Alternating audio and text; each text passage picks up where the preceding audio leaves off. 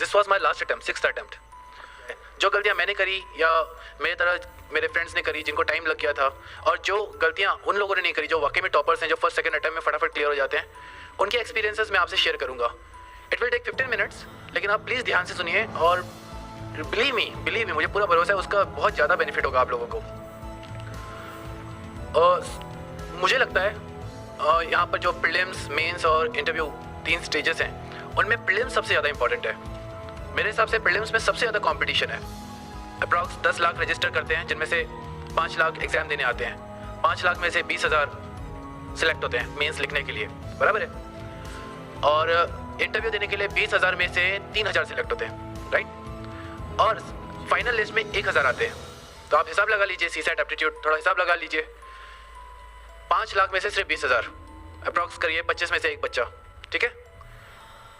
20,000 में से 3, बराबर 7 बच्चों में से एक बच्चा। फिर इंटरव्यू में 3,000 में से 1,000 निकलते हैं, यानी 3 बच्चों में से एक बच्चा। यानी अगर हम इंटरव्यू पहुंच जाते हैं तो 3 में से एक तो पक्का ही है, तो चांसेस बढ़ गए ना पास होने के। लेकिन प्रीलिम्स में बहुत कम चांसेस होते हैं। दूसरा ये कि प्रीलिम्स में बच्चे जब फेल हो जाते हैं, जब नापास होते हैं, तो पूरा 1 साल लगता है अगली प्रीलिम्स आने में। लेकिन अगर प्रीलिम्स में पास हो गए तो इमीडिएटली 3.5-4 महीने में मेंस आती है, इमीडिएटली उसके बाद इंटरव्यू आता है। पूरा 1 साल का प्रोसेस कंटिन्यूसली चलता रहता है, तो बच्चे की पढ़ाई चलती रहती है। लेकिन जब प्रीलिम्स फेल हो जाता है बच्चा, तो पढ़ाई छूट जाती है। कोई थोड़ा टाइम घर चला जाता है, कोई रोता रहता है, तो उसमें थोड़ा वो हो जाता है, छूट जाती है, पढ़ाई छूट जाती है। और एक बार पढ़ाई छूट गई, एक बार आप प्रोसेस से बाहर आ जाते हो ना, तो फिर वापस प्रोसेस में आने में ना टाइम लग जाता है। ये बच्चों को रियलाइज़ नहीं होता है। तो मेरा पूरा फोकस ये रहेगा आप सबको बताने का कि प्लीज़ प्रीलिम्स पे फोकस करिए। सबसे ज़्यादा फोकस प्रीलिम्स पे करिए। आप मेंस के लिए द हिंदू न्यूज़पेपर, कितने लोग पढ़ते हैं द हिंदू न्यूज़पेपर? यहाँ पे क्या हुआ, पहले तो एग्जाम तो सब दे रहे हैं, कब पढ़ते हैं बच्चे? बाकी के पेपर्स पढ़ते होंगे। फिर न्यूज़पेपर तो पढ़ते ही हैं। मेंस में सबसे ज़्यादा बेनिफिट उसका मिल जाएगा। लेकिन और मेंस में आंसर जब हम लिखते हैं, फॉर एग्जांपल एस्से का पेपर है, तो किसी ने न्यूज़पेपर नहीं भी पढ़ा होगा, उसकी सोच अच्छी होगी, उसका एक्सप्रेशन अच्छा होगा, तो कुछ ना कुछ तो अच्छा लिख कर ही आएगा।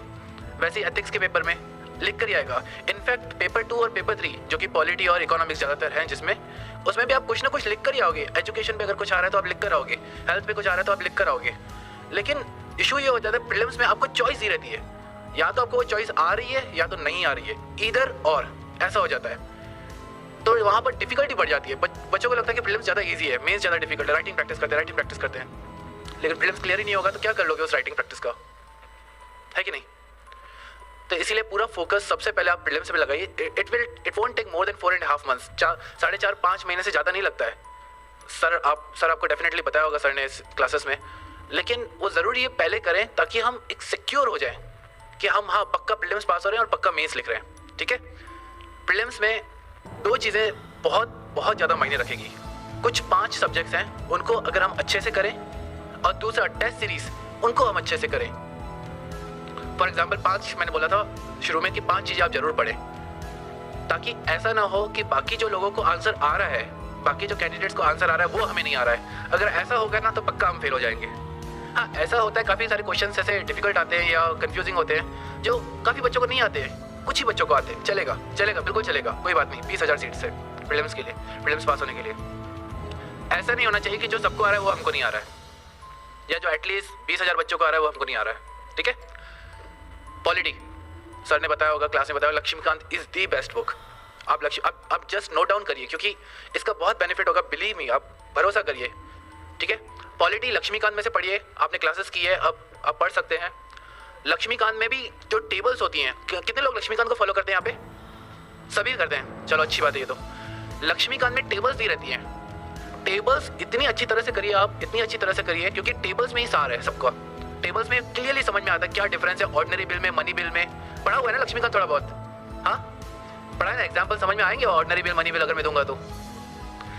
टेबल्स रहती है लक्ष्मीकांत में, उसमें सब समझ में आ जाएगा। उनको बहुत अच्छे से फोकस करिए, लक्ष्मीकांत को कवर टू कवर अच्छे से पढ़िए।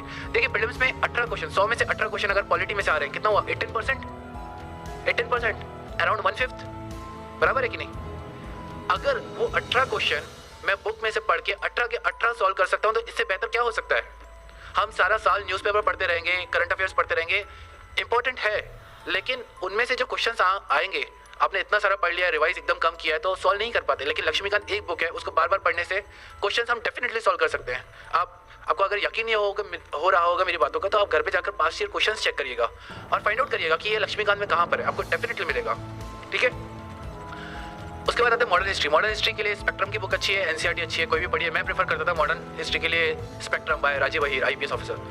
वो बहुत बढ़िया बुक है, स्पेशली उसमें हर चैप्टर के पीछे समरी दिया हुआ है। आप उस समरी का जेरोक्स अलग से अपने पास रखिए, बुक में रहने दीजिए, उस समरी का जेरोक्स अपने पास रखिए, उसको बार बार रिवाइज कीजिए, तो आपको एक क्रोनोलॉजी समझ में आ जाएगी।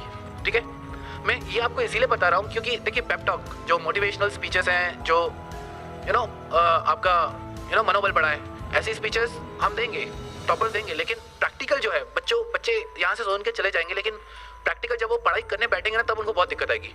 तो इसीलिए मैं आपको डायरेक्टली वही बता रहा हूँ जो आपको इस एग्जाम में सबसे ज़्यादा फायदा देगा। ठीक है, मॉडर्न हिस्ट्री के लिए आप स्पेक्ट्रम करें, मेरे हिसाब से वो बहुत अच्छी है। अगर 7-8 क्वेश्चन आते हैं तो डेफिनेटली 8 में से 6 उसमें से हो ही जाएंगे अच्छे से पढ़े तो। ओके, फिर आता है एनवायरमेंट। एनवायरमेंट के लिए 12th क्लास की बायोलॉजी की एनसीईआरटी जो है उसका एक सेक्शन है इकोलॉजी, वो करें। अगर वो नहीं करना है लोगों को तो आईसीएसई की 9th और 10th की किताब आती है, वो करें। इन दोनों में से कोई भी कर लिया एटलीस्ट बेसिक एनवायरमेंट अच्छे से होगा। ठीक है, उसके अलावा करंट्स आता है, आपको वो न्यूज़पेपर में से करना पड़ेगा। 4th geography. ज्योग्राफी के लिए 6th to 12th एनसीईआरटी अनिवार्य है, अच्छे से करना है, धीरे धीरे करना है। उसमें जो की किसने देखी ना, अब बच्चों आपने देखी होगी 6th और 7th की एनसीईआरटियाँ देखिए कि सीधा 11th 12th की उठाते हो। 6th और 7th की उसमें वो बंटी बबलू वो कार्टून फिगर्स रहते हैं, वो क्वेश्चन पूछते हैं। कभी उन क्वेश्चंस पे ध्यान देना, वो क्वेश्चंस बहुत इंपॉर्टेंट रहते हैं, वो आपकी एक थॉट प्रोसेस डेवलप करेंगे कि यार ये क्वेश्चन हमने क्यों नहीं सोचा, पर वो आपको सोच के दे रहे हैं ताकि आप उस पर सोचें और फिर आंसर निकालें। और आप बिलीव नहीं करोगे, आप क्वेश्चन देखोगे ना यूपीएससी में, उनमें से क्वेश्चन है, आप बिलीव नहीं करो, आप एक बार चेक तो करिए जाकर। ठीक है, तो ज्योग्राफी की 6 to 12 एनसीईआरटी जरूर करेंगे, यानी जरूर करेंगे।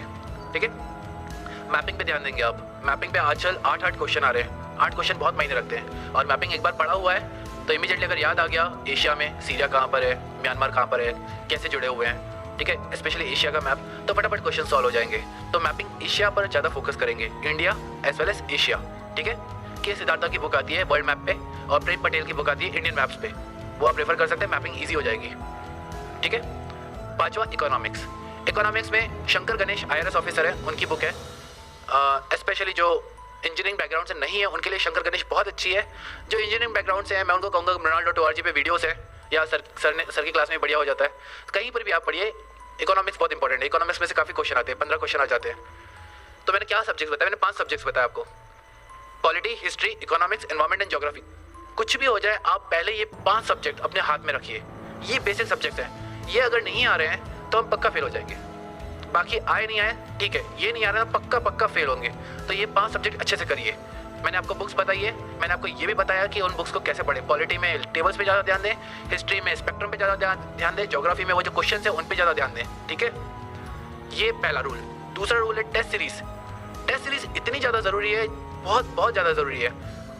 काफ़ी बार हम ओवर कॉन्फिडेंट हो जाते हैं या फियरफुल हो जाते हैं। ऑस्ट्रिच देखा, ऑस्ट्रिच एक बर्ड रहता है, ऑस्ट्रिच चलता है, लेकिन अगर उसके सामने कुछ भी बड़ा जानवर आ गया जिससे उसको खतरा है तो अपनी वो मुंडी, क्या बोलते हैं, छचंदर, क्या बोलते हैं उसे, चित्रमुर्ग, क्या बोलते हैं सर हिंदी में ऑस्ट्रिच को, चित्रमुर्ग, हाँ वही, वो मुंडी घुसा देता है, डर गया अंदर। ऐसा नहीं करना है, ये जनरली बच्चों में मैंने देखा है, मुझ में भी था, बिलीव मी। टेस्ट कब देना है यार, एक बार पूरा बुक कंप्लीट हो जाए, एक बार पढ़ लो उसके बाद टेस्ट देना है। ये प्रोक्रेस्टिनेशन है, ये वो हम ना पोस्टपोन कर दें चीज़ें क्योंकि हम डरते हैं, हमें डर लगता है। लेकिन मैं आपको बोलूँगा आप टेस्ट सीरीज आज से, स्पेशली 2016 में दे रहे हैं, आज से रोज़ 30 क्वेश्चन तो एटलीस्ट करिए, पास्ट ईयर पेपर में से करिए। सर के सिनर्जी की टेस्ट सीरीज लीजिए, insightonindia.com के मार्केट में टेस्ट सीरीज अच्छी अवेलेबल है, वो कम से कम 30 क्वेश्चन करिए। 30 क्वेश्चन रोज करोगे ना तो समझ में आ जाएगा कि गलती कहाँ पर हो रही है, और ज़मीन पे रहेंगे, हवा में उड़ जाएंगे नहीं तो। यार पॉलिटी लक्ष्मीकांत पूरा बुक हो गया, 2 बार 3 बार हो गया यार, हो गया बस मेरा। तेरा कितनी बार हुआ यार, मैं तो कंप्लीट नहीं हुआ है। बुक कंप्लीट करना डजंट मीन कि आपका सब्जेक्ट कंप्लीट हो गया। टेस्ट में अच्छे नंबर आना उससे पता चलता है कि आपका सब्जेक्ट कंप्लीट हुआ है कि नहीं वाकई में। ठीक है, तो आज 2 रूल आप जरूर यहाँ से सीख कर जाएंगे। एक तो वो 5 बुक्स या 5 सब्जेक्ट जो मैंने बताए, आप बिल्कुल उन बेसिक बुक्स पे फोकस करेंगे। और दूसरा जो टेस्ट सीरीज है, आज ही आप जो भी टेस्ट सीरीज है अच्छे लगाएं। अगर नहीं लगा पा रहे तो उनके पेपर्स अपने पास अरेंज करें कहीं से भी, और रोज 30 क्वेश्चन तो एटलीस्ट मिनिमम 30 क्वेश्चन करें, क्योंकि कुछ 75-80 दिन बचे हैं। अगर थोड़े ज़्यादा दिन होते तो मैं बोलता कि 10, 15, 20 करिए, तो थोड़े ज़्यादा गए 2016 वाले, 2017 वाले आराम से 20-20 कर सकते हैं रोज, ठीक है। ये 2 चीज़ें। उसके अलावा मैंने बताया आप एक ही चीज़ को बार बार आप रिवाइज करेंगे, बार बार रिवाइज करेंगे ताकि अर्जुन जैसा फोकस आ जाएगा। और सेल्फ स्टडी लाइब्रेरी में बैठ के क्लास में आप सीख ले जाके, लेकिन उसके बाद अपने घर में रूम में जाइए, लाइब्रेरी में जाइए, कहीं पर भी जाइए, बैठ के सेल्फ स्टडी करिए, उसी चीज़ को पढ़िए, इत्मीनान से पढ़िए, शांति से पढ़िए, कर सकते हैं। देखिए मैं बता रहा हूँ ये मेरा 6th अटेम्प्ट था, CA भी दिया है मैंने और ग्रेजुएशन भी दिया और स्कूलिंग तो ऑब्वियसली की है, सबने की है। और हम सबके साथ ऐसा हुआ ही होगा कि यार स्कूल में भी फेल हो रहे हैं, ठीक है, नंबर कम आ रहे हैं, 12th यार बहुत डिफिकल्ट है, 10th बोर्ड 12th, फिर ग्रेजुएशन आ गया, फिर चलो ग्रेजुएशन तो आजकल वो शार्प नोट्स आते हैं तो फटाफट हो जाते हैं जिसका कॉमर्स होगा। उसके बाद CA में आ गया तो ऐसा लग रहा था कि यार ये तो बहुत डिफिकल्ट है, बराबर है, वो भी पार कर लिया और उसके बाद UPSC भी पार कर लिया। पहले वो भी लग रहा था यार कितना डिफिकल्ट है, मुझे अभी ऐसा लगने लगा है कि हम सब में है वो बात जो पोटेंशियल बोलते हैं ना, जो एबिलिटी बोलते हैं, वो है कि हम कर सकते हैं। दिक्कत ये कि हम खुद को चैलेंज नहीं करते, ना ही हमको कोई चैलेंज नहीं करता कि भाई एक बार किसी ने चैलेंज करके तो करके दिखा रहा है तो चढ़ के दिखा इस पर। किसी ने कर दिया चैलेंज तो हम कोशिश पूरी लगा देते, जान लगा देते चढ़ने के लिए, लेकिन जब तक कोई चैलेंज नहीं करता फिर हम चढ़ते नहीं है, बराबर है कि नहीं। तो ये चैलेंजेस है, ये चैलेंजेस आपको ऊपर लाएंगे, ये जो UPSC की जो प्रोसेस है ना बिल्कुल ऊपर लाएगी। मैं जब CA इंटर में था तो मैं सर के पास आया था, अतुल सर के पास, सर को शायद याद नहीं होगा क्योंकि काफ़ी टाइम हो गया। तो हमारे CA जब हम CA इंटर यानी CA PE2 पास होते हैं और CA फाइनल की एग्जाम होती है, उसमें 3 साल होता है गैप, और 3 साल में हमको आर्टिकलशिप करनी पड़ती है। तो मैंने कहा यार बहुत टाइम है, 3 साल, तो चलो UPSC करते हैं। तो अतुल सर के पास आया था तो सर ने बोला कि क्या प्लान है, क्यों करना चाहते हो ये वो। तो मैंने बोला कि सर ये ऐसा है, 3 साल है। सर ने सुना, सर समझ गए कि ये तो, फिर सर ने बोलना शुरू किया कि तुमने क्या समझ के रखा है UPSC को, ऐसे ही हो जाता है क्या, तुम्हारे जैसे लोग आ जाते हैं UPSC करने, ये वो। मैंने कहा अरे बाप रे क्या बम्बार्डिंग हो रहा है। घर पे गया, अरे बाप रे, मेरे फ्रेंड्स पूछ रहे थे यार क्या हुआ, किसने क्या बोल दिया तुझे। मैंने कहा यार ऐसा हो गया यार, तो बड़ा उदास निराश हो गया था। लेकिन आज मुझे वो बात रियलाइजेशन होती है कि वो सही था। सिंसियर एफर्ट्स और ऑनेस्टी अपने पढ़ाई के प्रति कि एक गोल है, देखो डिफिकल्ट नहीं है, मैं ये नहीं बोलूँगा ये रॉकेट साइंस है। ज्योग्राफी यार बच्चे पढ़ रहे हैं यार, 12th क्लास के बच्चे पढ़ रहे हैं, 6 to 10 वो हमको पढ़नी पड़ रही, तो क्या डिफिकल्ट है क्या? नहीं है, डिफिकल्ट नहीं है, बिलीव मी। लेकिन वास्ट बहुत है, इतना वास्ट है ना, इतना वास्ट है कि आप एक सब्जेक्ट उठाते हो, जब दूसरा खत्म करते हो, तीसरा खत्म करते हो तो पहला भूल जाते हो। तो ऐसा होता है। तो आपको कंटिन्यूसली उसको बार बार रिवाइज करते रहना ताकि हमको याद रहना वास्ट सब्जेक्ट्स।